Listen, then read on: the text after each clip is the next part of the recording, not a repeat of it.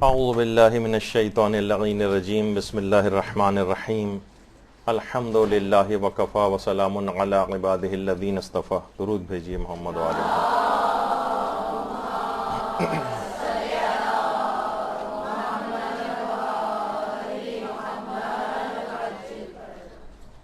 جیسا کہ آپ سب لوگوں کے علم میں ہے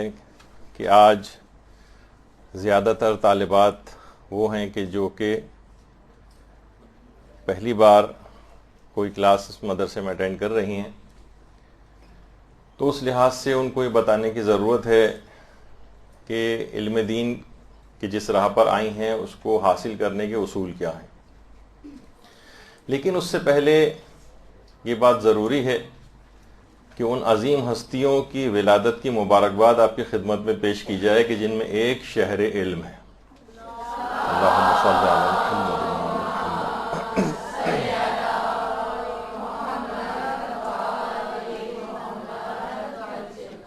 اور دوسری مکتب تشیع کی وہ ہستی ہے کہ آج پوری فقہ جعفری جس کے نام سے موسوم ہو گئی ہے، امام جعفر صادق علیہ السلام.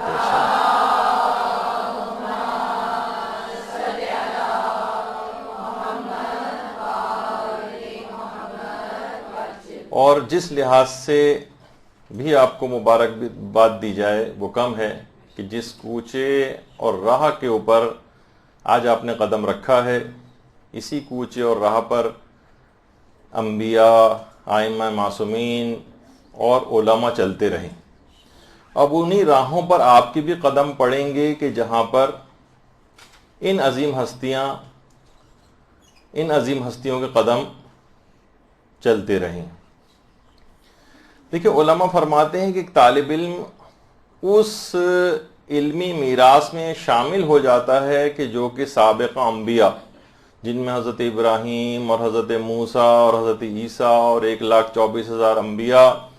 وہاں سے یہ میراث علمی منتقل ہوتی ہوئی پیغمبر اسلام کے پاس آئی، وہاں سے ائمہ اطہار علیہم السلام کے پاس آئی، پھر وہاں سے آگے بڑھتی ہوئی فقہا، مجتہدین، علماء کے پاس آئی، اور وہاں سے طالب علموں کے اندر منتقل ہوئی. یہ ایک علمی میراث ہے. طالب علم اس علمی میراث کا وارث بنتا ہے جو تمام سابقہ انبیاء اور معصومین سے ہوتی ہوئی اس کے پاس آئی ہے. اب آپ خود سوچئے، اگر مثلا آپ کے پاس تمام انبیاء اور ائمہ کوئی چیز امانتاً رکھوائیں تو آپ کتنی حفاظت کے ساتھ اس امانت کو رکھیں گی، اسے کتنی حفاظت کریں گی، اسے کتنی نگہداری آپ کریں گی. بالکل یہی علمی میراث اب آپ کے پاس آ چکی ہے. اس کو ہر طرح سے آپ کو احتیاط سے اس سلسلے میں اقدامات کرنے ہیں، اس کو نقصان پہنچنے سے بچانا ہے. ہر قسم کی احتیاط اب آپ کو اس سلسلے میں کرنی پڑے گی تاکہ اس علمی میراث کی آپ حفاظت کر سکیں. اور دیکھیے، جتنا آپ علم حاصل کرتی جائیں گی اتنا ہی اس پر عمل ضروری ہوگا. عالم باعمل آپ کو بننا ہے، ورنہ بے عمل اگر علم حاصل کرتے چلے گئے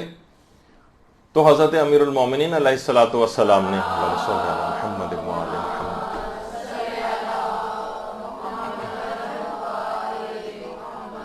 بے عمل اہل علم افراد کے لیے متعلق یہ بات کہی ہے کہ یہ جہنم کا ایندھن بنیں گے. جہنم کا ایندھن بنیں گے یہ افراد کے جو کہ اپنے علم کے اوپر عمل نہیں کرتے. اور اسی طریقے سے مثلا خواتین ہیں، وہ علم حاصل کرتی گئیں، اہل علم یعنی علم آگے بڑھتا چلا گیا لیکن عمل میں اس کے مطابق پیچھے رہ گئیں، تو ان کے متعلق بھی یہی حدیث رہے گی. آیت اللہ غراوی اصفہانی کمپانی ہمارے بہت بڑے علماء میں شمار رہے ہیں. وہ یہ فرماتے تھے کہ قیامت میں لوگوں سے یہ بات پوچھی جائے گی، افلا تعلمت، تم نے کیوں سیکھا نہیں؟ ان کا کوئی جہالت کا عذر قبول نہیں کیا جائے گا. پوچھا جائے گا بھائی تم نے کیوں حاصل نہیں کیا تھا علم؟ سارے تمہارے اعمال غلط ہوتے چلے گئے اور تم نے آخرت میں کامیابی کیسے حاصل کی جاتی ہے اس کے متعلق کیوں علم حاصل نہیں کیا؟ اور پھر اگلا سوال یہ ہوگا کہ بالفرض اگر علم حاصل کر لیا تھا تو پھر افلا عملتا، تم نے عمل کیوں نہیں کیا، یہ دوسرا سوال ہوگا۔ تو یہ علم جو ہے یہ آپ کو دنیا میں بھی اتنا ہی زیادہ فائدہ پہنچائے گا اور مرنے کے بعد قبر میں بھی اتنا ہی زیادہ فائدہ پہنچانے والا یہ علم ہے۔ باقاعدہ ایک عالم نقل کرتے ہیں، بلکہ اس سے پہلے حدیث ہی، کہ قبر میں بھی فائدہ پہنچانے کے اعتبار سے پروردگار نے وحی کی حضرت موسیٰ کو، اے موسیٰ خیر کی تعلیم حاصل کرو اور پھر لوگوں کو اس کی تعلیم دو، کیونکہ میں بھلائی کی تعلیم دینے والوں اور تعلیم حاصل کرنے والوں کی قبروں کو اس قدر منور کر دوں گا کہ وہ تنہائی محسوس نہیں کریں گے۔ تو اتنا زیادہ اس کا ثواب ہے، صرف اس دنیا میں نہیں بلکہ مرنے کے بعد قبر میں بھی فائدہ پہنچانے والی چیز ہے۔ ہمارے ایک عالم گزرے آیت اللہ حسن علی نخودکی اصفہانی، یہ امام خمینی بھی ان کے پاس دستور العمل کے لیے جاتے تھے، اور ایک مشہور دستور عمل امام خمینی نے ان سے حاصل کیا اور پھر کامیابی حاصل کی تھی۔ تو ایک عالم فرماتے ہیں کہ حسن علی نخودکی اصفہانی ایک بار ان کو اپنے ساتھ زیارت قبور کے لیے قبرستان لے گئے۔ اچھا اب دیکھیے، علماء کے پاس چشم برزخی بھی علماء کے پاس ہوتی ہے جو اس لیول تک پہنچ جاتے ہیں، اور وہ قبر کی کچھ آوازوں کو سننے کی صلاحیت رکھتے ہیں اور دوسروں کو سنوا بھی سکتے ہیں۔ تو وہ ان کا ہاتھ پکڑ کے قبرستان میں لے گئے، کہہ رہے ہیں قبر کے پاس لے کر گئے اور مجھ سے کہا کہ تم اس قبر میں سے آنے والی آواز کو سنو۔ اندر سے مجھے اس طرح کی آوازیں آ رہی تھیں جیسے کوئی بیچنے والا کوئی شخص جو ہے آوازیں لگا رہا ہو۔ تو انہوں نے کہا کہ دیکھو یہ وہ فرد ہے کہ جو پوری دنیا کے جب تک یہ دنیا میں زندہ رہا، دنیا اتنی چھائی رہی، اپنے کاروبار کے اندر اتنا مگن رہا کہ آخرت کو اس نے بالکل حاصل ہی نہیں کیا، آج بھی قبر میں آ کر بھی یہ سمجھتا ہے کہ میں وہی بیچنے والا ہوں، اور ویسی آوازیں قبر میں نکالتا ہے۔ پھر اس کے بعد میرا ہاتھ پکڑا اور آگے لے کر گئے، دوسری قبر سے جو آواز آ رہی تھی وہ لا الہ الا اللہ، سبحان اللہ، الحمدللہ اور مختلف اذکار الہی کی قبر سے آوازیں آ رہی تھیں۔ کہا یہ شخص جو ہے، دوسرا شخص، یہ اہل علم میں سے ہے، دنیا میں بھی اس کی زبان ذکر خدا کے اندر مشغول رہتی تھی، تو اب یہی توفیق اس کو قبر کے اندر بھی حاصل ہے، اور یہاں پر بھی اسی طرح سے ذکر خدا کے اندر مشغول ہے۔ تو اور صرف یہ نہیں، اس کی بہت ساری اور بھی مثالیں کہ علم اس طریقے سے قبر کے اندر بھی، یعنی جو انسان حاصل کرتا جائے دنیا میں اس حد تک منہمک نہ ہو جائے، کیونکہ دنیا میں منہمک ہونے کا انجام وہ پہلے قبر والے کی طرح سے ہوگا کہ وہاں قبر میں پہنچ کر بھی وہ دنیا کے خیالوں میں گویا گم رہے گا۔ اور جو اہل علم ہوں گے، جس چیز میں دنیا کے اندر مصروف رہے، آخرت میں بھی کہا جاتا ہے کہ بہت سے علماء ایسے ہوں گے کہ جنت میں پہنچنے کے بعد بھی لوگوں کی ہدایت وہاں سے ملے گی۔ جنتی ان سے جا کر پوچھیں گے کہ آخر ہم ان جنت کی نعمتوں کو استفادہ کیسے کریں، ہر آن نئی نعمتوں کا اضافہ ہی اضافہ، انہیں سمجھ میں بھی نہیں آئے گا کہ ہم اس نعمتوں کا استعمال کیسے کریں، تو علماء سے جا کر پوچھیں گے۔ دوسرے ایک اور عالم کے متعلق ملتا ہے جو شیخ فضل اللہ نوری۔ شیخ فضل اللہ نوری وہ تھے کہ جب مشروطہ کی تحریک وغیرہ چلی تھی تو شیخ فضل اللہ نوری کو پھانسی دے دی گئی تھی،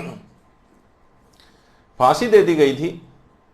اور باقاعدہ آج بھی ان کے قبر کے پاس وہ پھانسی کا پھندا جو ہے موجود ہے جس سے ان کو پھانسی دی گئی تھی۔ اور کتنے علماء ایسے ہیں کہ جو باقاعدہ آیت اللہ صافی گل پائگانی مختلف مراجع تک شیخ فضل اللہ نوری کی قبر کے اوپر جاتے ہیں اور وہاں فاتحہ خوانی وغیرہ کرتے ہیں۔ تو شیخ فضل اللہ نوری کے متعلق آیت اللہ بہجت یہ بات فرماتے ہیں کہ ان کے انتقال کے بعد کافی دنوں تک ان کی قبر سے شیخ فضل اللہ نوری کی آواز میں تلاوت قرآن کی آواز آیا کرتی تھی۔ اللہم صلی علی محمد۔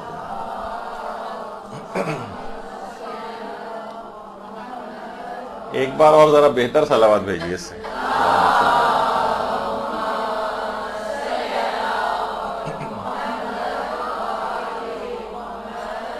تو اگر طالب علم بننا ہے تو طالب علم بننے کی جو ریکوائرمنٹ ہے اور حقیقی طالب علم بننا ہے، بعض اوقات یہ ہوتا ہے کہ ہماری شکل صرف طالب علم کی ہو جاتی، بظاہر لگتا ہے کہ یہ طالب علم ہے، تو صرف شکل طالب علم کی نہ ہو، حقیقی طالب علم، صرف شکل مسلمان والی نہ بنائے انسان، بلکہ حقیقی مسلمان اور مومن بنے۔ یہی وجہ ہے کہ اگر یعنی کردار مطابقت نہ کرے اور صرف شکل بنا لی جائے تو یہ بھی منافقت کی ایک قسم بنتی۔ ہمارے برادران اہل سنت کے ایک بہت اچھے علماء میں شمار ہوتا ہے علامہ بہقی کا۔ بہت ہی عبادت گزار تھے، بہت ہی زاہد تھے، بہت متقی و پرہیزگار تھے۔ بہقی اس اعتبار سے ان کو کہا جاتا ہے کہ سبزوار کے قریب ایک علاقہ ہے، وہاں کے رہنے والے تھے۔ ان سے ایک بار کسی نے پوچھا علامہ بہقی سے کہ جب حاکم شام نے حضرت امیر المومنین سے جنگ کی تھی تو کیا اس کا ایمان سلامت رہا تھا یا ہاتھ سے نکل گیا تھا؟ ظاہر امام وقت کے ساتھ اس نے جنگ کی ہے۔ تو علامہ بہقی نے ایک جملہ کہا تھا کہ حاکم شام ایمان میں داخل ہی کب ہوا تھا کہ جو خارج ہونے کی ضرورت پیش آتی؟ وہ زمانہ رسول خدا میں کفر سے نفاق میں داخل ہوا تھا اور حضرت امیر المومنین سے جنگ کر کے نفاق سے کفر کی طرف واپس چلا گیا۔ صرف شکل دھوکہ دینے کے اعتبار سے اس نے مسلمانوں والی اسلام کا روپ دھارا اور ایک شکل بنائی۔ تو یہ بہت اہم بات ہے کہ بعض اوقات ہم لوگوں کا اس طرح کا کردار ہو جاتا ہے کہ صرف شکل بنا پاتے ہیں اور کردار سے کوسوں دور ہو جاتے ہیں۔ علم کا، عمل کا ایک خاص ساتھ ہے، اعتقاد کو عمل کے ساتھ مطابقت ہونی چاہیے۔ جنت و جہنم کا انسان کو یقین ہے تو اس کے مظاہر اس کے عمل کے اندر نظر آنے چاہیے۔ یہ کیسے ممکن ہے کوئی کہے کہ میں عذاب قبر کو مانتا ہوں، عذاب جہنم کو مانتا ہوں، لیکن اس کے باوجود بھی جیسے کوئی کہے کہ ٹھیک ہے میں مانتا ہوں کہ زہر جو ہے وہ زندگی کو ختم کرتا ہے، نقصان پہنچاتا ہے، لیکن پھر بھی زہر کھا رہا ہو، تو لوگ یہی تو کہیں گے نا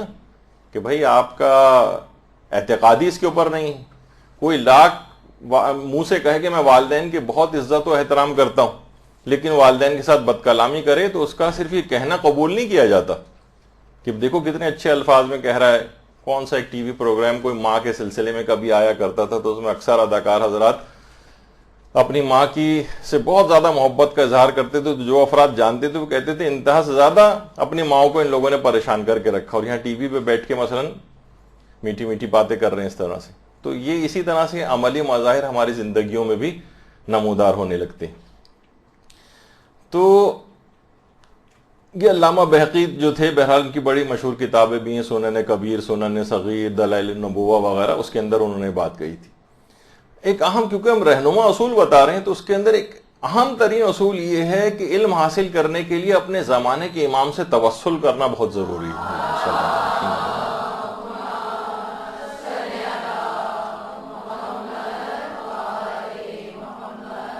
آج کل شبہات کی دنیا ہے، شکوک و شبہات اٹھائے جا رہے ہیں، آپ کو بہت زیادہ الرٹ ہونا ہے۔ سوشل میڈیا کی جو دنیا ہے اس کے اوپر عقائد کے اوپر حملہ ہو رہا ہے۔ بہت سے ایسے سوشل میڈیا کے صفحات ہیں کہ جو کہ باقاعدہ اس طور پر کہ ہمیں کھلے طور پر ڈسکشنز کرنے چاہیے، تو وہ اس میں مزید شکوک و شبہات کی طرف ایک ایسا چیزتا اس کے اندر جو چیز بن جاتی ہے، سوالات اٹھائے جاتے ہیں، سوالات کے مناسب جوابات بھی نہیں ہوتے، اور بعض اوقات سے لوگ صرف کنفیوژن کا شکار ہوتے ہیں۔ تو امام زمانے سے اس لحاظ سے توسل، دیکھیے قوم کے اندر ایک قبرستان ہے جس کا نام ہے گلزار شہداء، قوم میں ہے، اور حرم معصومہ سے بالکل متصل ہے۔ وہاں قبر ہے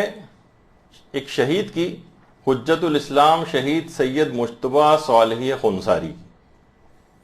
39 سال کی ان کی عمر تھی۔ 1984 میں جو ایران عراق جنگ ہوئی تھی اس میں حجت الاسلام شیخ مجتبیٰ صالح خنساری شہید ہو گئے تھے۔ ان کی بیٹی زہرا صالحی وہ فرماتی ہیں کہ شہادت سے ایک ہفتہ پہلے، نہیں اس سے پہلے، بلکہ میں وہ کہوں کہ جس وقت شیخ مجتبیٰ صالحی میدان محاذ پہ گئے، پھر وہاں پر جا کر شہید ہوئے، تو وہ کہہ رہی ہیں کہ مستقل لوگ اس کے بعد تعزیت کے لیے گھر پر آتے رہے، اور کہہ رہے ہیں میں اسکول نہ جا سکی، تقریباً 6-7 دن اسی طریقے سے گزر گئے۔ میں اس زمانے میں 6ٹھی کلاس میں ہوتی تھی۔ اچھا، والدہ بھی کسی کام سے اپنے آبائی گاؤں چلی گئیں. اچھا، ایران میں کچھ اس طرح کے حالات نہیں ہیں کہ مثلا چھٹی کلاس کی بھی لڑکی اکیلی بھی گھر کے اندر وہاں رہ جاتی ہے، لا اینڈ آرڈر کی اس طرح کی صورتحال نہیں ہوتی. تو وہ کہتی ہیں کہ ایک ہفتے بعد میں جب اسکول گئی تو اس وقت تمام جو رپورٹ کارڈز وغیرہ تھیں وہ تقسیم ہو چکی تھیں. مجھے رپورٹ کارڈ لا کر دی وہاں کی کلاس ٹیچر نے کہ اس کو سائن کسی بڑے سے سائن کروا کر لے آنا. کہہ رہی میں غمزدہ گھر واپس آئی، ماں بھی جا چکی تھی دوسرے شہر، باپ شہید ہو گیا تھا، کس سے میں اس رپورٹ بک کو سائن کرواؤں گی. میرا دل بہت بھر آیا، میں خوب روئی اور اسی میں مجھ کو نیند آ گئی. میں نے خواب میں اپنے بابا کو دیکھا کہ پہلے کی طرح سے ہنستے مسکراتے خواب میں آئے اور آ کے کہا کہ بیٹی زہرا وہ رپورٹ ذرا لے آنا تاکہ میں اس پہ سائن کر دوں. کہا کہ میں نے کہا بابا کون سی رپورٹ؟ دیکھیے طالب علم ہونے کے لحاظ سے میں آپ کو کچھ چیزیں یہ شیئر کر رہا ہوں. کہا کہ کون سی رپورٹ؟ کہا کہ وہی جو آج تم کو اسکول میں ملی ہے سائن کروانے کے لیے، دستخط کروانے کے لیے. میں بھاگی یعنی خواب میں ہی کہتی ہیں، میں بھاگی گئی اور لا کر دی کہ بابا اس رپورٹ کارڈ پہ سائن کر دیں. اور اس کے ساتھ میں نے ان کو ایک بال پوائنٹ بھی دیا. انہوں نے اس پین سے رپورٹ کارڈ پہ کچھ لکھا، پھر مجھے رپورٹ واپس کر دی. میری آنکھ کھلی، مجھے خواب یاد آیا کہ میں نے خواب میں کیا دیکھا تھا. میں بھاگی بیگ کے پاس گئی، اس کو کھولا تو میری حیرت کی انتہا نہیں رہی کہ رپورٹ میں بابا کے باقاعدہ دستخط ہوئے تھے اور ایک ریمارکس میں ایک جملہ لکھا ہوا تھا کہ این جانب نظارت دارم، میں تم پر نظر رکھے ہوئے ہوں، اور سائن بھی کیے ہوئے تھے. میں مجتبیٰ صالحی تم پر نظر رکھے ہوئے ہوں. اچھا، فوراً کہہ رہی ہیں کہ میں نے اپنی ماں کو جو ہے اطلاع کی، ماں کو بلوایا. ماں بھی حیران رہ گئیں. ہم لوگ کہہ رہی ہیں کہ ہم لوگ سب جمع ہو کر آیت اللہ خزعلی کے پاس گئے. یہ باقاعدہ اس کو تھوڑا سا اور انلارج کر کے جو اس کے اوپر لکھا ہوا تھا کہ این جانب نظارت دارا، اور پھر ان کے سگنیچر ہوئے. کہہ رہی ہم سب لوگ جمع ہو کر آیت اللہ خزعلی کے پاس گئے. آیت اللہ خزعلی رہبر معظم کے بھی بہت قریبی رفقا میں سے رہے ہیں، اس کے علاوہ خبرگان رہبری وغیرہ کے اندر بھی تھے، اور پچھلے سال ہی آیت اللہ خزعلی کا انتقال ہوا ہے. انہوں نے مجھ سے کہا، آیت اللہ خزعلی نے یعنی ان کے خانوادے سے کہا کہ اور منع کی یہ بات کہ جب تک میں ماہرین سے اس کی تصدیق نہ کروا لوں تب تک تم یہ بات کسی کو نہیں بتانا. پھر اس کے بعد انہوں نے ایران کے مختلف اداروں کے ماہرین کے پاس اس رپورٹ بک کو بھیجا. انہوں نے آقا مجتبیٰ صالحی کے جو مختلف دستخط تھے ان کے نمونے حاصل کیے، اور ان نمونوں سے ملا کر تمام اداروں نے متفقہ طور پر ایک رپورٹ مرتب کی اور کہا کہ یہ وہی سائن ہیں مجتبیٰ صالحی کے 100% کے جو کہ وہ اپنی زندگی میں جس اعتبار سے کیا کرتے تھے، کسی اور کا ہی سائن کرنا ممکن ہی نہیں. اللہم صلی علی محمد وعلی محمد.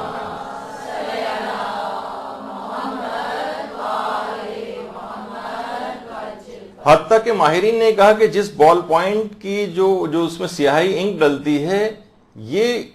نہ جانے کتنے عرصے پہلے یہ بال پوائنٹ آیا کرتے تھے، یہ بند ہو چکی ہے. اب یہ ممکن بھی نہیں ہے کہ کسی کے پاس یہ بال پوائنٹ ہو. اس کے بعد آج بھی یہ جو رپورٹ بک ہے یہ تہران کے شہداء میوزیم کے اندر باقاعدہ اس رپورٹ بک کو رکھا گیا ہے،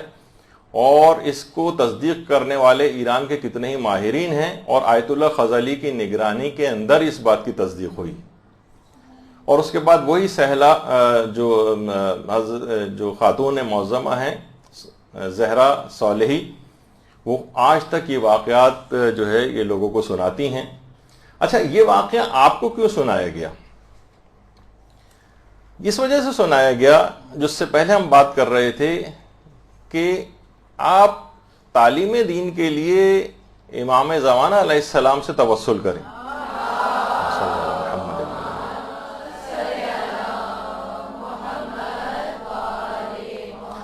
ایک شہید باپ اپنی بیٹی پر عالم ارواح سے نظر رکھ سکتا ہے، اور یہ ہونا ممکن ہے. تو آپ کا جو امام جو کہ اسی دنیا کے اندر موجود ہے،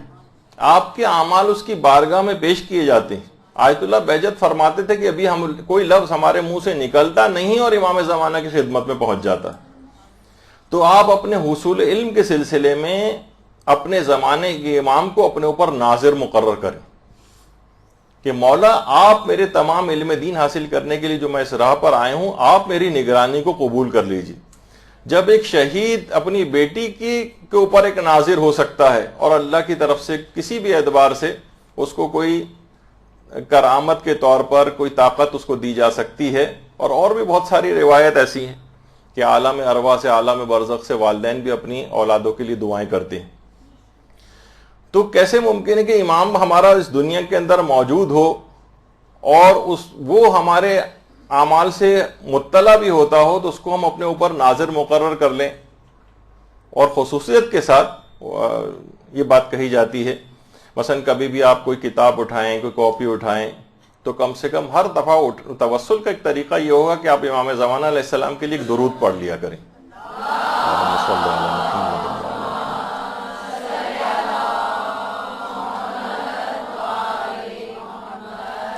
اور دوسرا ایک کام یہ کریں کہ کم سے کم جس سے آپ کا امام زمانہ علیہ السلام سے ارتباط روزانہ بڑھتا چلا جائے کہ نمازوں کے قنوت میں آپ اللہم کن لولیک الحجت والی کم سے کم ایک مرتبہ تو روزانہ ضرور پڑھا کریں۔ یہ ایک بہت ہی بہترین علم حاصل کرنے کا ایک ذریعہ بن جائے گا، اخلاص آئے گا، امام زمانہ علیہ السلام کی خصوصی نگاہ آپ کے اوپر ہو جائے گی، اور بہت اطمینان کے ساتھ یہ علم حاصل کرنے کا مرحلہ ہی آگے سے آگے بڑھتا جائے گا۔ دوسرا رہنما اصول یہ ہے کہ جو بھی آپ علم حاصل کریں اس کو دوسروں تک پہنچائیں۔ مثلا آپ نے کوئی کتاب پڑھی، آیت اللہ دست غیب شیرازی کی کوئی کتاب جو پڑھی، اور اس میں بہت ساری کسی حدیثیں آپ نے پڑھی، اب آپ لوگوں کو سنائیں۔ دیکھیے بہت سی چیزیں انسان اپنی شیئر کرتا ہے صرف اس وجہ سے لوگوں کو فائدہ ہو، خدا نخواستہ اس کے اندر کوئی ویسا پہلو نہیں ہوتا کہ شیخ خورا بننے کی کوشش کی جا رہی ہے، بس اپنا ایک بہت ساری چیزیں ایسی ہیں کہ اپنے زمانہ طالب علمی کا جو ابتدائی دور تھا،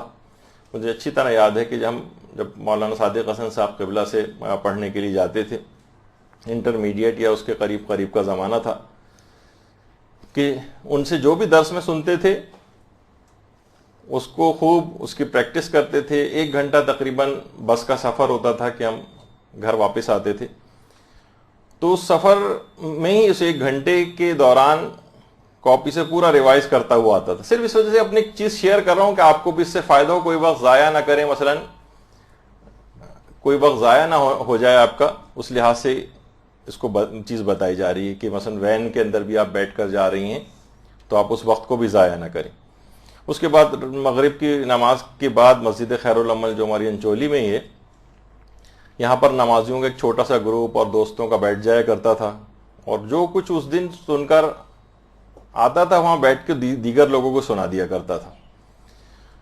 تو اس طرح مجھے بھی سبق ازبر ہو جاتا تھا اور لوگوں کا بھی اس میں فائدہ ہو جاتا تھا۔ تو اس طرح کی چھوٹی چھوٹی چیزیں آپ کو روزانہ کرنا پڑیں گی۔ باتوں میں جو چیز یہاں سے سیکھیں، واقعات سنیں، اس کی آواز تھوڑی کم کر دیجیے، کچھ گونج رہی ہے۔ تو لوگوں تک جب یہ بات پہنچے گی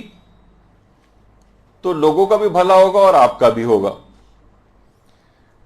اچھا، یہ بات یوں بھی بہت ضروری ہے کہ علم حاصل کرنے کے ساتھ ساتھ جو دیگر لا علم افراد ہیں ان کا بھی آپ کو خیال کرنا ہے، ان سے بھی ہمدردی کرنا ہے۔ یعنی کیسے ممکن ہے کہ آپ کی اپنی نمازیں تو صحیح ہوتی چلی جائیں، لوگوں کے یعنی اور آپ کے اپنے وضو صحیح ہوتے چلے جائیں، آپ کا اپنا عمل صحیح ہوتا چلا جائے، لیکن آپ دوسرے لوگوں کے دیکھتی رہیں کہ ان کی وضو غلط ہو رہے ہیں، ان کی نمازیں غلط ہو رہی ہیں۔ تو یہ سب چیزیں ایسی ہیں کہ آپ کو خود اس کا خیال کرنا پڑے گا۔ لوگ آپ دیکھ رہے ہیں کہ لوگ خمس نہیں نکال رہے ہیں، مال حرام ان کے جسموں کے اندر جا رہا ہے، اس کے اثرات ہو رہے ہیں باقاعدہ، تو یہ آپ کیسے برداشت کریں گی؟ تو ہمیشہ دوسروں کا سوچئے، چاہے دنیاوی اعتبار سے، سہولتوں کے اعتبار سے بھی یہی اصول ہے، اور علم دین کو دینے کے اعتبار سے بھی اصول یہی، ہمیشہ علم دین دینے سے بڑھتا ہے۔ اچھا، یہ اصول دیگر چیزوں میں بھی، مثلا یہ کہ اگر آپ کو خدا نے کوئی نعمت دی ہے اور آپ دوسروں کو اس کو استفادہ اس سے کرنے دیں تو اس سے بھی وہ نعمت بڑھے گی، کتنا لوگ دیکھتے ہیں اربعین کے اندر کتنے مظاہر دیکھنے میں آتے کہ انتہا سے زیادہ غریب افراد تک پورے سال بعض اوقات وہ لوگ لحاف اور کمبل کے پیسے جمع کرتے ہیں، اتنے زیادہ غریب ہیں۔ کیا حالات ہیں وہاں کے، اب سوچئے عراق کے جنگ نے کتنے حالات جو ہے لوگوں کے مالی حالات کو خراب کیا۔ غریب ترین افراد بھی ان کو پتا ہے کہ زائرین یہاں پر آئیں گے، ان کے لیے باقاعدہ پیسے جمع کرتے ہیں، کمبل جمع کرتے ہیں، لڑکیوں کو جو جہیز ملتا ہے وہ سنبھال کر رکھتی ہیں، اور صرف پہلی دفعہ یعنی اس کی اوپننگ کرتی ہیں اس وقت کہ جبکہ اربعین کا موقع ہوتا ہے کہ زائرین کی خدمت کے لیے پہلی دفعہ اپنے اس جہیز کو کھول کر استعمال کرتی ہیں۔ اور غریب سے غریب افراد کی یہ حالت ہے۔ تو سوچیے کہ جو بھی نعمت آپ کے پاس ہو، جو بھی نعمت آپ کے پاس ہو، اس میں دوسروں کا خیال، اور اس حد تک ہمارے علماء خیال میں لوگوں کے جب یہ اس علمی لیول تک پہنچ جاتے ہیں، جیسے کہ آیت اللہ شیخ حسن علی نخودگی اصفہانی، ان کا اس سے پہلے بھی ابھی تذکر آیا تھا، یہ خود آقا مرزا بزرگ شیرازی کے شاگردوں میں سے تھے، اور اپنے وطن اصفہان کو چھوڑ کر خراسان میں جا کر آباد ہو گئے تھے، پھر اسی کو اپنا وطن قرار دے دیا تھا۔ وہ خود فرماتے ہیں کہ جب ہم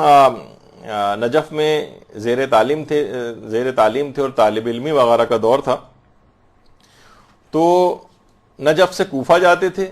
ظاہر کوفہ، مسجد کوفہ کے اعمال انجام دینا اور مسجد سہلہ وغیرہ جانا، پھر واپس کوفے سے نجف آتے تھے۔ تو کہہ رہے ایک بار میں کوفے سے نجف واپس آ رہا تھا کہ ڈاکوؤں نے حملہ کر دیا، سارا میرا مال اسباب جو ہے وہ لوٹ لیا، اندرونی لباس کے علاوہ حتیٰ کہ میرا امامہ، ابا قبا وغیرہ تک جو ہے وہ ڈاکوؤں نے لوٹ لیا۔ تو فرماتے ہیں کہ میں نے ڈاکوؤں سے کہا، دیکھیے علماء کا طریقہ کار، کہ تم سب کو میں یہ جتنی چیزیں ہیں اپنی رضامندی سے بخشتا ہوں، تاکہ کم سے کم میری طرف سے تم لوگوں کو یہ میرا سامان استعمال کرنے کا عذاب نہ بھگتنا پڑے، کیونکہ یہ میرا لباس تمہارے لیے غصبی ہے، یہ آتش جہنم کا سزاوار بن جائے گا۔ اس سے بہتر یہ ہے کہ میں نہیں چاہتا کہ تم کو اتنا بھی نقصان پہنچے، کم سے کم میں اپنی طرف سے یہ حق تم پر معاف کرتا ہوں اور اپنا تمام یہ مال تم کو رضامندی سے بخشتا ہوں، تاکہ کم سے کم میری طرف سے تم آتش جہنم میں نہ جلو۔ ڈاکوؤں نے حیرت سے ایک دوسرے کی طرف دیکھا، اتنا اثر قبول کیا کہ آیت اللہ نخودگی اصفہانی کا تمام ان کا لباس اور مال و اسباب واپس کیا، بلکہ انہی کے ہاتھ پر اسی وقت تمام ڈاکوؤں نے توبہ کی۔ درود بھیجیے محمد علیہ محمد۔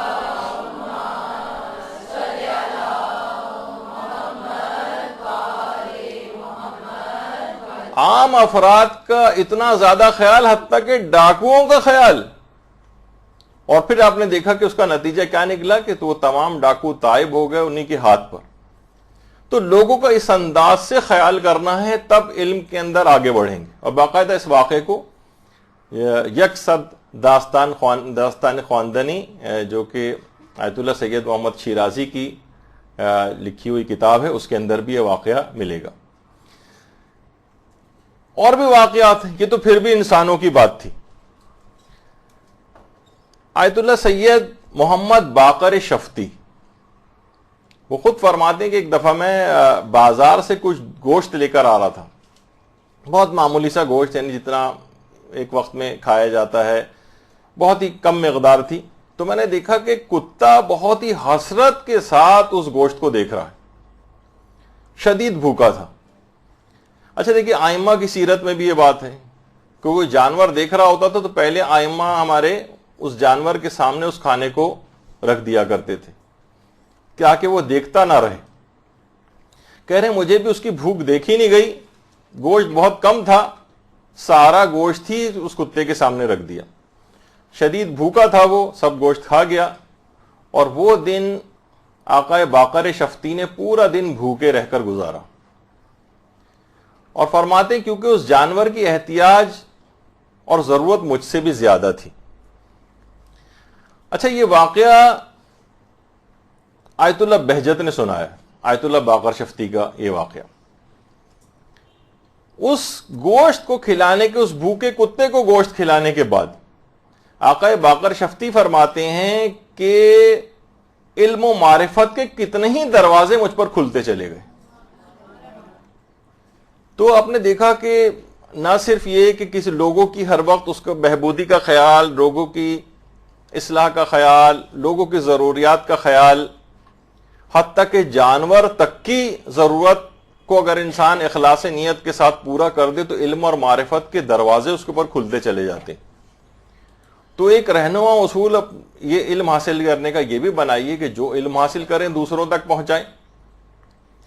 جو بات آپ کو پتہ چلے، جو مسئلے مسائل پتہ چلیں، جو احادیث مبارکہ پتہ چلیں، دوسروں تک پہنچائیں اور ان کی ہر لحاظ سے مدد کرنے کی لوگوں کی کوشش کریں، اپنی صلاحیتوں کے اعتبار سے. حتیٰ کہ دیگر آپ کی کلاس فیلوز، طالبات جن کی شادیاں نہیں ہوئیں، ان کی شادیوں کے سلسلے میں کوشش کریں. کیونکہ ہم نے دیکھا ہے بہت سی خواتین کے مثلا اس وقت تک تو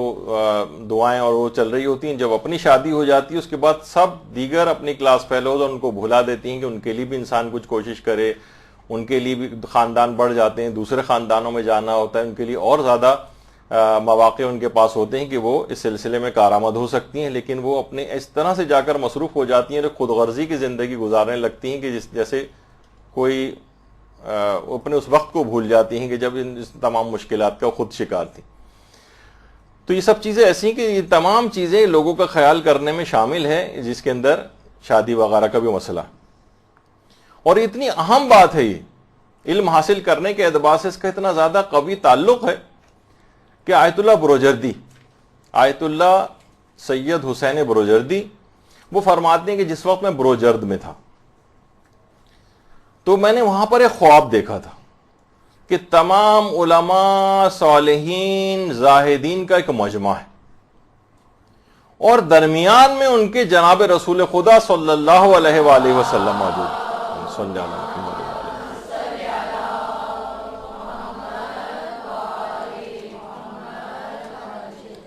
فرماتے ہیں کہ میں اس محفل کے اندر گیا، میں نے وہاں پر حاضرین کو سلام کیا اور جو نشست میرے لیے مخصوص تھی وہ مجھ کو دی گئی. کہہ رہے میں نے دیکھا کہ صدر مجلس میں بڑے بڑے علماء، بڑے بڑے مجتہدین، سادات کرام، زہاد، زاہدین، متقی پرہیزگار افراد ایک خاص ترتیب فضیلت کے ساتھ بیٹھے ہوئے ہیں. جتنا جس کا مقام اور مرتبہ ہے اس کے مطابق اس کی نشست رسول اللہ کے اتنی ہی قریب ہے. اچانک میں نے دیکھا کہ ایک عالم تھے آیت اللہ سید مہدی بحر العلوم، ان کے ایک چھوٹے بھائی تھے جن کا نام تھا سید جواد طباطبائی، اور یہ آیت اللہ بروجردی کے اجداد میں سے بھی ہوتے تھے.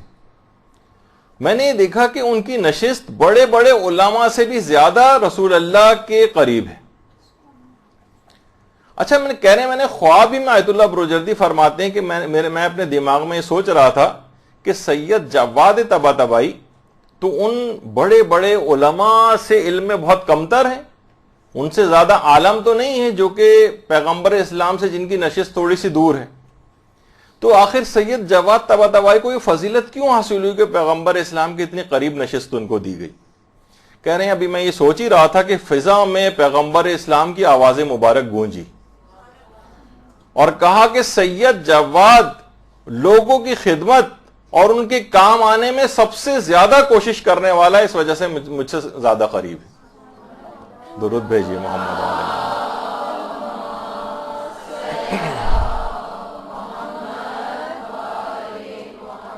باقاعدہ اس واقعے کو جو مجلہ حوضہ ہے، ایک باقاعدہ مجلہ نکلتا ہے حوضے کے نام سے، اس کے اندر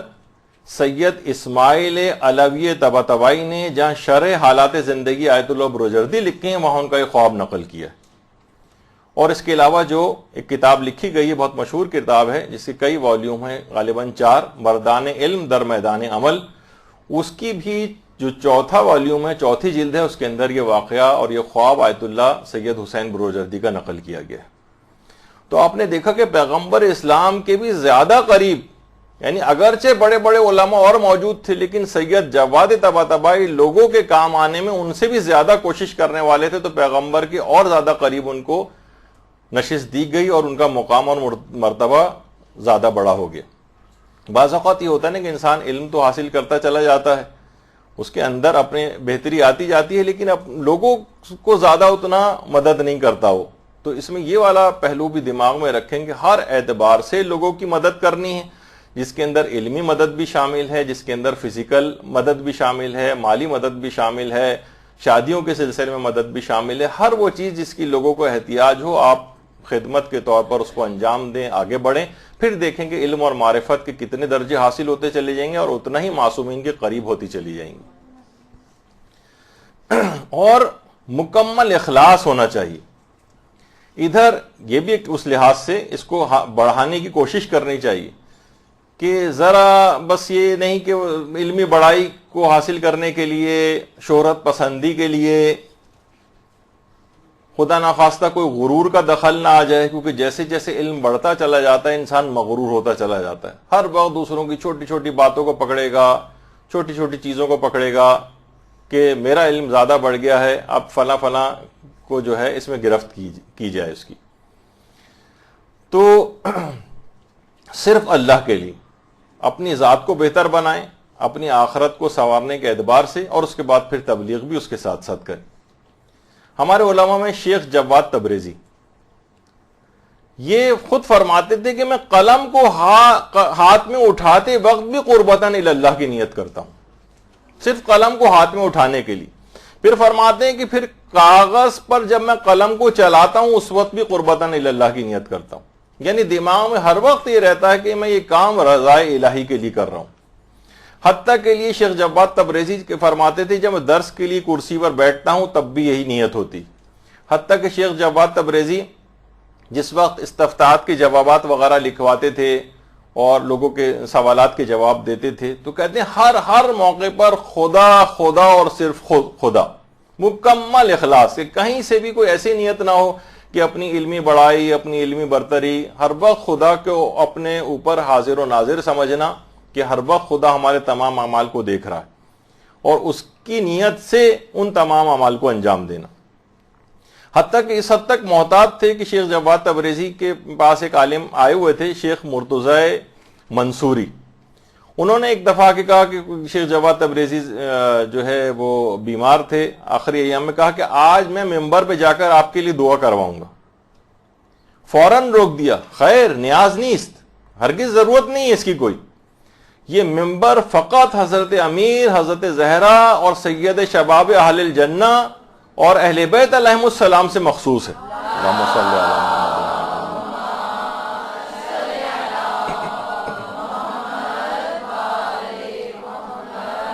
یہاں صرف ان کے فضائل پڑھے جائیں گے۔ سخت ناراض ہوتے تھے اگر کوئی ممبر پہ بیٹھ کر ان کی کوئی تعریف کرتا تھا یا ان کا نام بھی لیتا تھا، اور کہتے تھے کہ مقام اہل بیت قابل قیاس نہیں ہے، اور کسی شخص کو بھی اس ممبر پہ بیٹھ کے کسی دوسرے شخص کی تعریف کرنا یا اس کا ذکر کرنا یہ نہیں کرنا چاہیے، کیونکہ یہ فقط اور فقط اہل بیت کے فضائل کا ممبر ہے اور ان کی تعلیمات کو لوگوں تک پہنچانے کی جگہ ہے۔ ایک اور رہنما اصول کے طور پر ایک چیز اور یاد رکھیے، وہ یہ ہے کہ اپنے وقت کو طالب علم کبھی ضائع نہ کرے۔ جوانی کے یہ فرصت والے جو لمحات ہیں یہ بہت تیزی کے ساتھ پر لگا کر گزر جاتے ہیں، اور اس کے بعد ادھیڑ عمری کا ایک دور اور بڑھاپے کا ایک دور بیماریوں کی نظر ہوتا ہے۔ یہ تو ہم نے فقط اور فقط اپنے علماء اور مجتہدین ہی کو دیکھا ہے کہ وہ کمریں ان کی جھک جاتی ہیں، یا آیت اللہ سید محمود شاہرودی، لیکن اس کے باوجود علم کا اور ان کا ساتھ کبھی چھوٹنے نہیں پاتا۔ آیت اللہ صافی گل پائیگانی، ورنہ ہم نے اور بوڑھے بھی دیکھے ہیں، آپ خود دیکھ لیں گے، یہاں 60 65 70 سال جو کراس کرتا ہے اس کے بعد کتابوں سے اس کا کوئی واسطہ نہیں ہوتا، بس یا تو ٹی وی کے چینل تبدیل کرتا رہے گا بیٹھ کے دیکھ کے، وہ کوئی کتاب کو اٹھاتے ہوئے اس کو نہیں دیکھیں گے، یا مثلا کھانستا رہے گا اور اخبار پڑھتا رہے گا۔ وہ بوڑھا شخص جو ہمارے معاشرے کے اندر جس اعتبار سے ہیں، سوائے اس کے کہ چند ایسے ہیں کہ جو اپنے اس کو اچھے طور پر بھی گزارتے ہیں، لیکن علماء کی سیرت ایک بڑی عجیب و غریب ہے کہ جتنا عمر ان کی بڑھتی چلی جاتی ہے، خاص طور پہ ہمارے مراجع اتنا ہی علم کے اعتبار سے وہ اسی کتابوں اور اسی علم دین کے اندر ہر وقت غرق رہتے ہیں۔ جیسے یہ آیت اللہ تقی بہجت، ہر وقت علم کا اور کتابوں کا ایک ساتھ، یہ آیت اللہ سیستانی ہے، اور ان مراجع میں سے ہیں کہ اکثر و بیشتر گھر میں بھی عام طور پر ہر وقت کتاب ہی ان کے ہاتھ میں رہتی ہے۔ لیکن اس کے علاوہ یہ وقت اگر طالب علم اپنا ضائع کر دے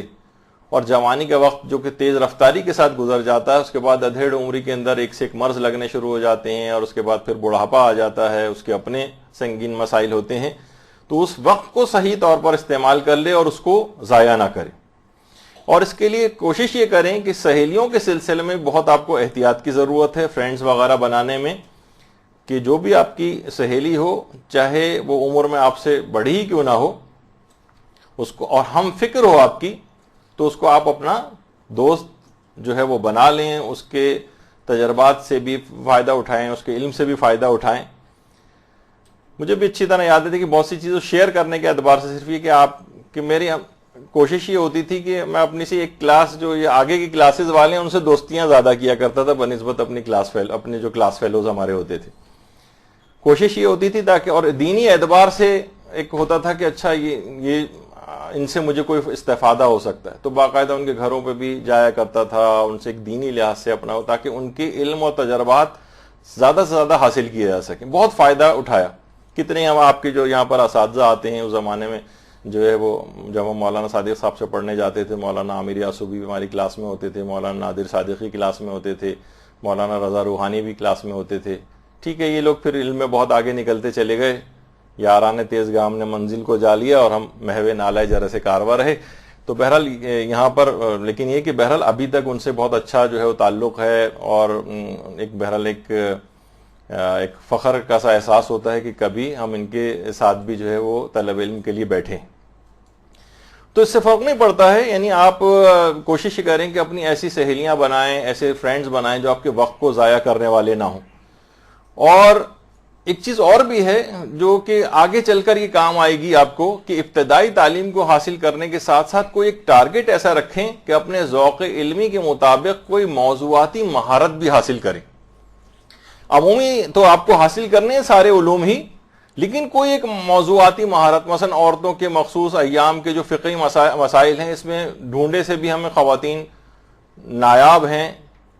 اور بہت مشکل سے رسائی ہو پاتی ہے، اور کتنی بڑی عورتوں کی تعداد ہے، کتنے زیادہ مسائل ہیں، شرم و حیا کے باعث بھی علماء سے نہیں پوچھ پاتی ہیں، رسائی نہیں ہو پاتی، کھل کر بات نہیں کر پاتی. آپ میں سے کوئی اس بات کا بیڑا اٹھائے کہ نہیں میں اس میں موضوعاتی مہارت حاصل کروں گی، اور باقاعدہ اس انداز سے کہ کسی کو غلط طور پر نہیں، یعنی باقاعدہ مہارت کو حاصل کر کے اور پہنچایا جائے. کتنے فیملی ایشوز ایسے ہیں،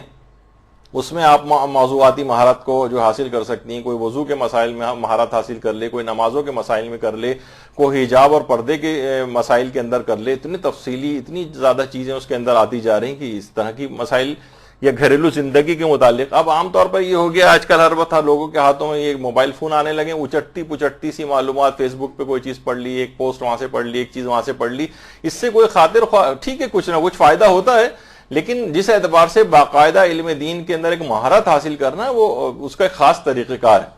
یہ آج کل ہر وقت بیٹھے ہوئے صرف انگلیاں اس کے اوپر جو ہے موبائل فون کے اوپر چلانا، اس سے کوئی بہت معمولی سا علم حاصل ہوتا ہے اور اس کے اندر بھی زیادہ گہرائی نہیں آتی. تو یہ آپ اپنا کوئی نہ کوئی ایک ٹارگٹ بنائیں، اور علم دین حاصل کرنے کے لیے کچھ وقت تو اس میں لگانا پڑے گا. ایسا نہیں ہے کہ کوئی شارٹ کٹ ہے. کہا جاتا ہے نا کہ علم اور تجربے کا کوئی شارٹ کٹ نہیں ہوتا ہے، یہ خود حاصل کرنا پڑتا ہے. تو جلد بازی کی اس میں کوئی ضرورت نہیں ہے. اور موضوعاتی مہارت، دیکھیے جیسے کہا جاتا ہے نا ایک چیز، یہ یعنی چاہے ابتدائی طالب علم ہی کیوں نہ ہو، علماء کے نزدیک اس کا اتنا مقام ہے کہ یہ بالکل ابتدائی طالب علم ہے اور یہ آیت اللہ صافی گل پائے گا، یعنی ان کا ہاتھ چوم رہے. تو یہ بہت بڑا مقام اور مرتبہ آپ کو ابتدا ہی سے جو ہے وہ حاصل ہو جاتا ہے. ایک دینی طالب علم اس راہ کے اوپر آ گئے جس کے اوپر، جیسے میں نے اس سے پہلے کہا کہ انبیاء چلتے رہیں اور معصومین چلتے رہیں. اب ایک بہت مقام اور مرتبہ اور منزلت آپ کی ہو گئی اس راہ پہ آنے کے بعد. اس کی بہت زیادہ اس نسبت کی حفاظت کرنا ہے. تو موضوعاتی مہارت کے اعتبار سے یہی طالب علم آگے بڑھے گا، کوئی نہ کوئی مہارت اس کو حاصل ہو جائے. تو اس حد تک جیسے کہ آپ نے سنا ہوگا نام مفتی جعفر حسین صاحب کا. مفتی جعفر حسین صاحب وہ ہیں جو آج کل ہر گھر میں جو نہج البلاغہ ہے یا مثلا صحیفہ کاملہ ہے، جو اس کا سب سے زیادہ ترجمہ جو پڑھا جاتا ہے وہ مفتی جعفر صاحب والا ترجمہ ہے. یہ خود فرماتے ہیں کہ یہ ان کے استاد یہاں پر آئے تھے، آیت اللہ علی نقی نقن صاحب، علامہ نقن صاحب جنہیں کہا جاتا ہے. اور سید العلماء کے لقب سے مشہور ہیں. تو جب انہوں نے مفتی جعفر حسین صاحب قبلہ نے جب یہ نہج البلاغہ ان کی خدمت میں پیش کی کہ یہ میں نے ترجمہ کیا ہے، تو واقعی ترجمے کی اتنا زیادہ ایسی روانی ہے. کبھی آپ صحیفہ کاملہ کی آپ دعائیں اٹھا کر دیکھیں، نہج البلاغہ میں اتنا بہترین ترجمہ، ایسی مہارت تھی کہ سید العلماء نے باقاعدہ ایک جملہ جو لکھا، ان کی اس لحاظ سے حوصلہ افزائی بھی ہوئی، اور واقعی ان کی مہارت جو انہوں نے حاصل کی تھی اس سلسلے میں اس کا بھی اظہار ہوتا ہے. ایک جملہ لکھا علامہ نقن صاحب نے کہ اگر مولا علی اردو میں گفتگو فرماتے تو اسی طرح گفتگو فرماتے جو اس طرح اس میں لکھی ہوئی. اللہم صلی علی محمد وعلی محمد.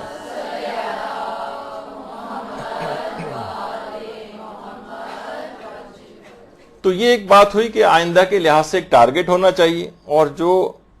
ہلکے پھلکے طور پر رہنما اصول ہم بتا رہے ہیں اس کے اندر ہی ایک رہنما اصول یہ بھی علماء فرماتے ہیں کہ علم دین حاصل کرنے کے لیے باقاعدہ دعائیں کرنا بھی بہت ضروری ہے.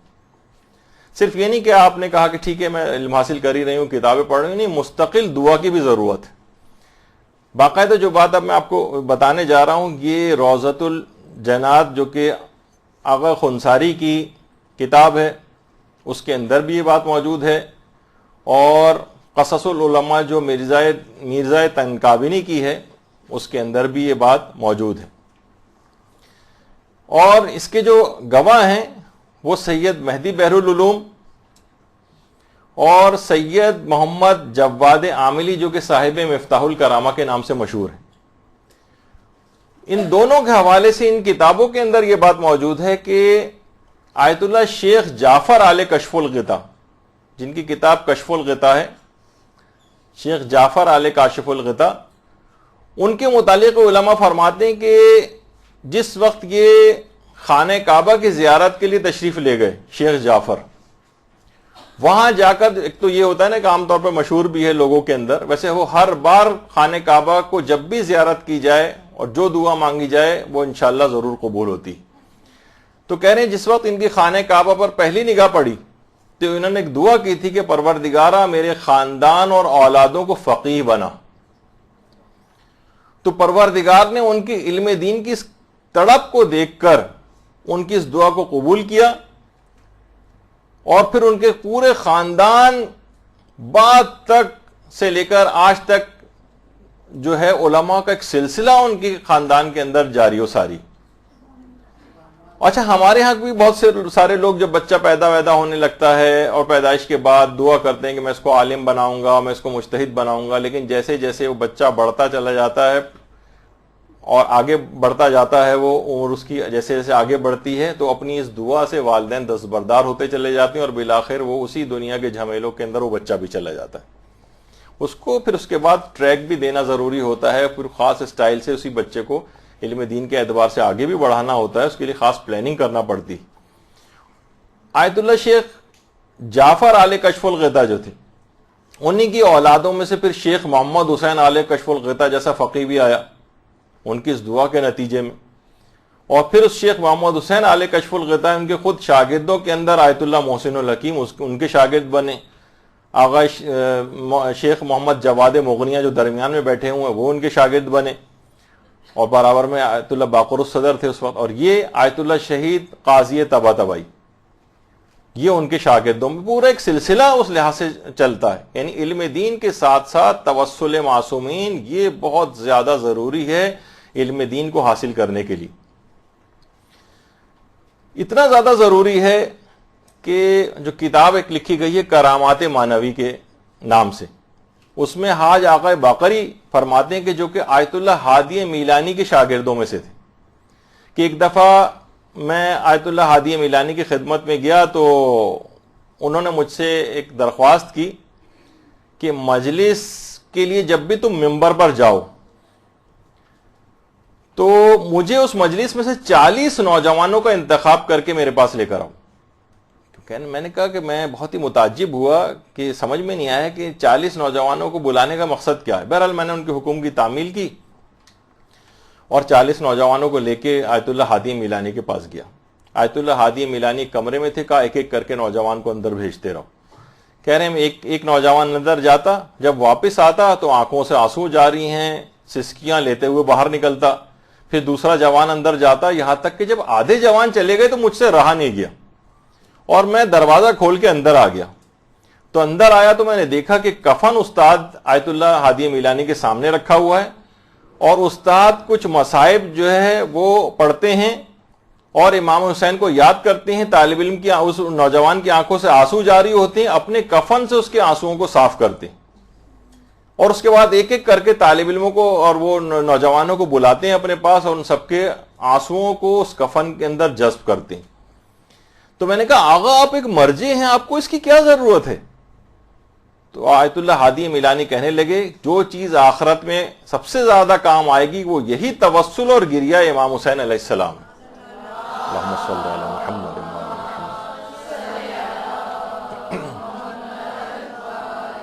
یہاں عام طور پر طالب علموں کا دماغ خراب ہونے لگتا ہے، اور جیسے جیسے علم کے اندر آگے بڑھتے چلے جاتے ہیں شکوک و شبہات، یہ نہیں وہ نہیں، اور توسل اور ان سب سے اپنے آپ کو سوچتے ہیں کہ نہیں یہ تو جاہل قسم کے عوام وغیرہ کا طریقہ کار ہے، اور علم میں انسان کو جو ہے نا وہ زیادہ سے زیادہ آگے بڑھنا چاہیے. نہیں، یہی توسل، یہی گریہ، بڑے بڑے مراجع.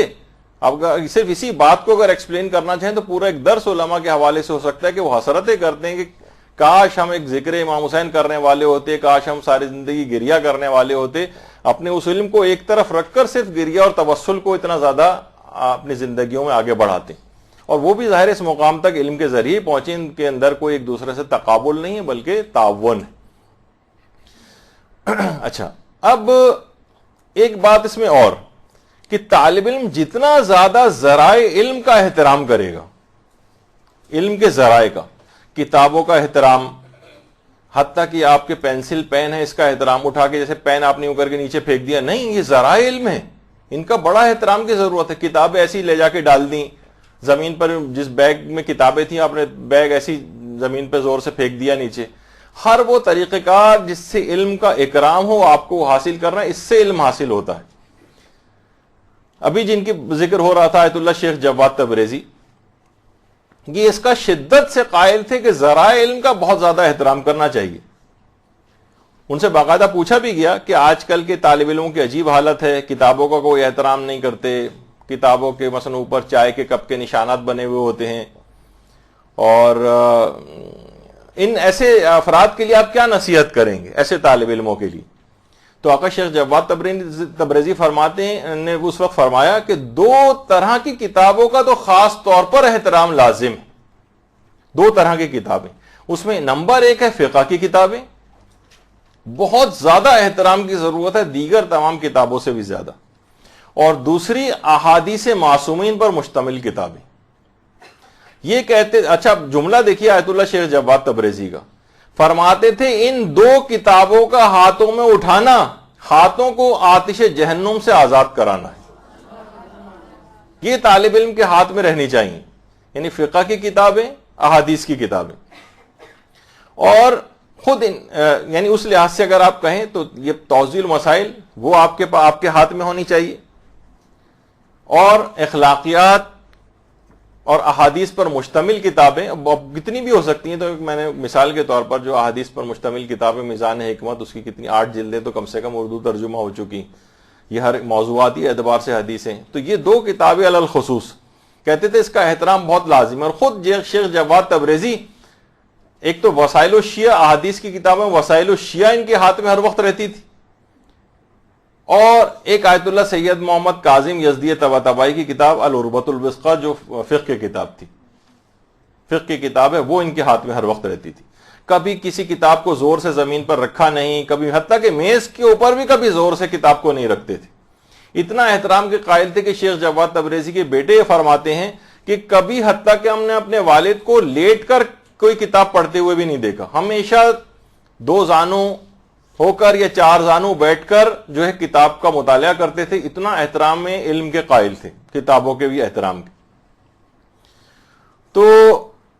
اور اس حد تک اس کے ساتھ توسل کی بات جو اس سے پہلے ہم بیان کر رہے تھے، اس حد تک شیخ جواد تبریزی کے ادھر درس کے دوران بھی یا کبھی عام زندگی میں صرف لفظ اہل بیت بھی سن لیتے تھے تو فوراً رونا شروع کر دیتے تھے. حالت متغیر ہو جاتی تھی اور آنکھوں سے آنسوؤں کی باقاعدہ لڑیاں جو ہیں وہ جاری ہو جاتی تھیں. حتیٰ کہ اس بات کے بھی قائل تھے کہ اگر کوئی ان کے سامنے مثلا کہہ دیتا تھا کہ امام علی نے فرمایا تو اس پہ بھی ناراض ہوتے تھے. کہا غیروں کی طرح سے نام نہ لیا کرو بلکہ ہمیشہ القابات کے ساتھ نام لیا کرو. حضرت امیر المومنین علی ابن ابی طالب علیہ الصلوۃ والسلام.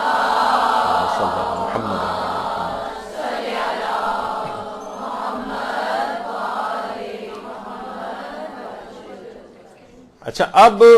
دو بس نقطے اس کے اندر اور گفتگو اس کے بعد اختتام پذیر ہوگی کہ اس کے بعد ایک مختصر سا لیکچر اور ہے، اس کے بعد مختصر سا ایک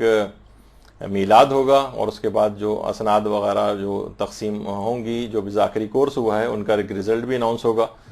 اب جو آخری دو پوائنٹس اس کے اندر آج کی حد تک ہیں کہ دیکھیے وہ خواتین اور وہ طالبات جو کہ ابھی جن کو شادی کے مرحلے سے گزرنا باقی ہے، وہ خصوصی طور پر اس کی دعا الگ سے کیا کریں کہ علم دین میں معاون ہم سفر ان کو نصیب ہو، کیونکہ حصول علم دین میں اس کا بہت بڑا دخل ہوتا ہے.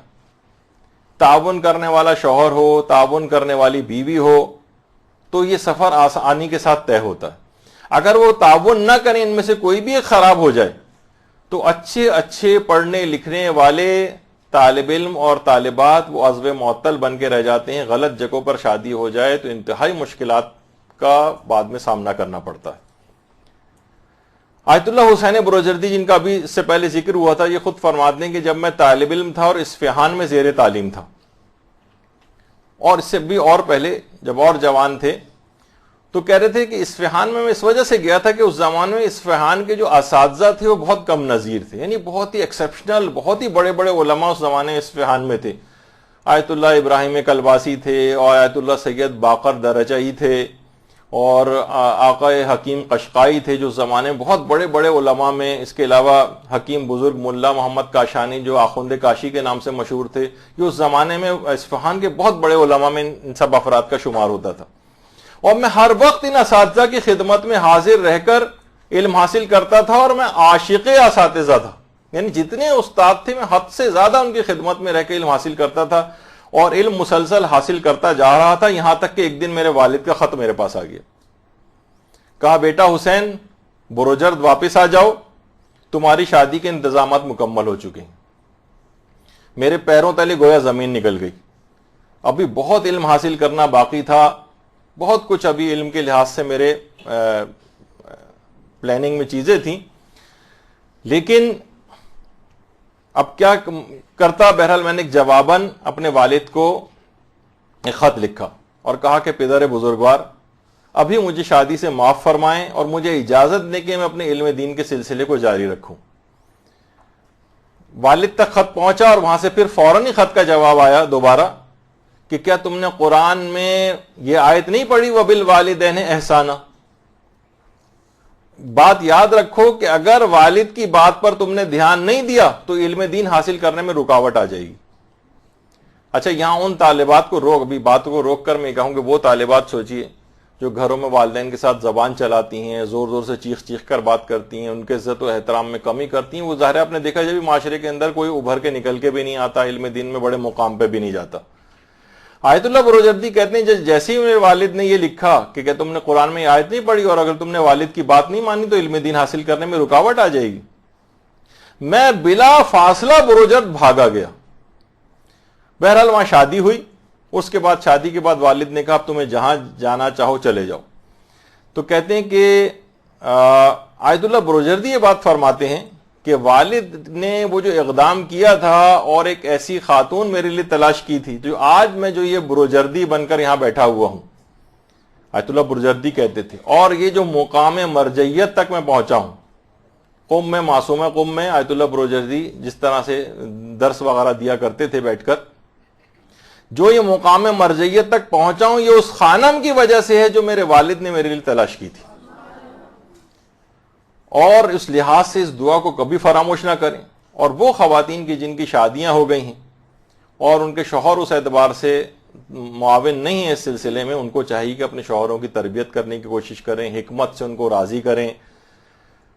ان تک بھی یہ معلومات پہنچائیں، ان کو بھی احادیث اور واقعات بتائیں، اور آہستہ آہستہ بہت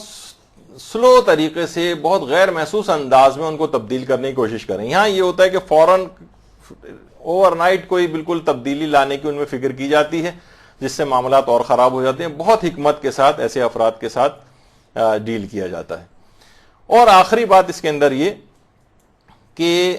ابھی آپ نے دیکھا کہ بہرحال طالب علم جو ہے کبھی بھی اپنے استاد کی کوئی بہترامی بلکہ اس کے احترام میں کبھی کمی بھی نہ کرے، یہ بھی توفیق علم دین کو سلب کرنے والی چیزوں میں سے ایک ہے۔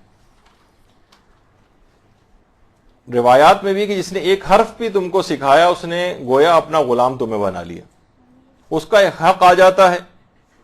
ان کے حق میں ذرا کوتاہی نہ کریں بلکہ احترام میں بھی کمی نہ کریں۔ میں نے اکثر پچھلی جو گروپس تھے طالبات ان کو یہ بات علماء کی پہنچائی تھی۔ علماء فرماتے ہیں کہ کوئی طالب علم اگر اپنے استاد کی بے احترامی کر دے یا بلکہ جتنا احترام کرنا چاہیے اتنا احترام نہ کرے، کمی کر دے، تو ہم نے ایسے بہت سارے افراد کو بازاروں میں کمر بند بیچتے دیکھا ہے۔ یعنی ایسی ان سے توفیقات سلب ہوئیں کہ اس کے بعد علم دین تو چھوڑی، کوئی ٹیکسیاں چلیں، یعنی معاذ اللہ کہ کوئی خرید و فروخت کرنا ہے، ٹیکسی چلانا کوئی حرام چیز ہے نہیں، اتنے بڑے مقام، ایک عالم دین کا جو مقام تم کو ملتا، اب تم دیکھو کہ گلی کوچوں کے اندر اس طرح سے تمہیں رہنا پڑ رہا ہے۔ ایک علم کا سلسلہ رک جاتا ہے، ایک بے برکتی اس سلسلے میں آ جاتی ہے،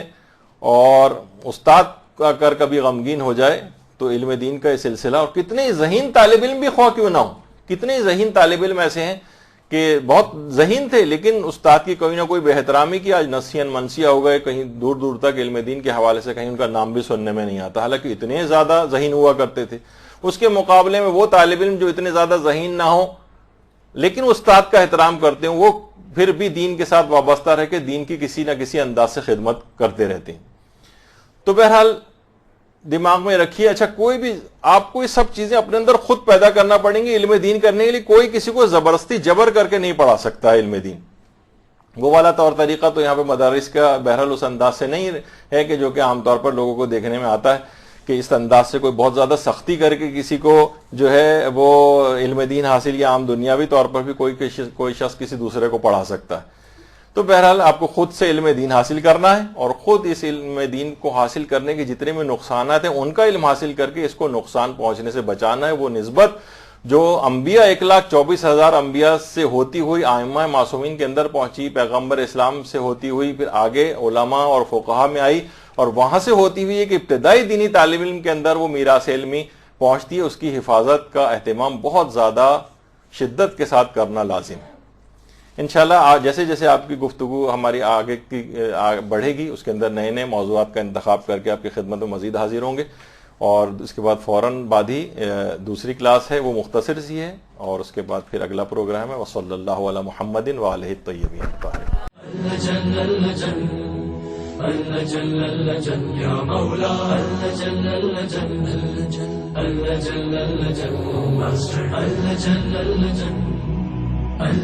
يا صاحب السماء